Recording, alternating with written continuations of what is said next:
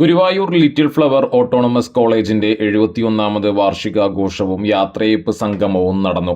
തൃശൂർ അതിരൂപത വികാരി general monsignor father Jose Konikkara ആഘോഷങ്ങൾ ഉദ്ഘാടനം ചെയ്തു. അന്ന് ബഹുമാനപ്പെട്ട സിസ്റ്റേഴ്സ് സൂചിപ്പിച്ചത് ഓർക്കുകയാണ്.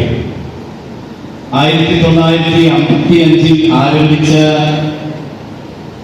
ഇതിന്റെ ഈ പ്രവർത്തനങ്ങൾ, LF കോളേജിന്റെ പ്രവർത്തനങ്ങൾ ആരംഭിച്ച കാലഘട്ടത്തിൽ അക്കാലത്ത് സീനിയേഴ്സ് ആയിട്ടുള്ള ബഹുമാനപ്പെട്ട സിസ്റ്റേഴ്സ് സാമ്പത്തികമായി ഒത്തിരിയേറെ ആളുകളെ സമീപിച്ചിട്ടാണ് ഇങ്ങനെ ഒരു കോളേജ് ഈ പ്രദേശത്ത് ആരംഭിച്ചത് എന്ന് അന്നത്തെ സിസ്റ്റേഴ്സ് സൂചിപ്പിക്കുകയുണ്ടായത്.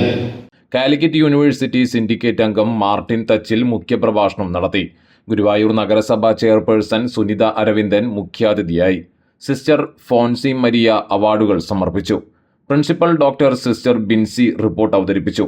നഗരസഭാ ward councillor Bindu Narayanan, father Shaji Kochupurakkal, Jisho S Puthur, doctor Thanuja Mathew, doctor sister ജോഴ്സി, യൂണിയൻ ചെയർപേഴ്സൺ PF അമാന, വിരമിക്കുന്ന library assistant PC Shiny, doctor Annam Cini, doctor really Rafale എന്നിവർ സംസാരിച്ചു.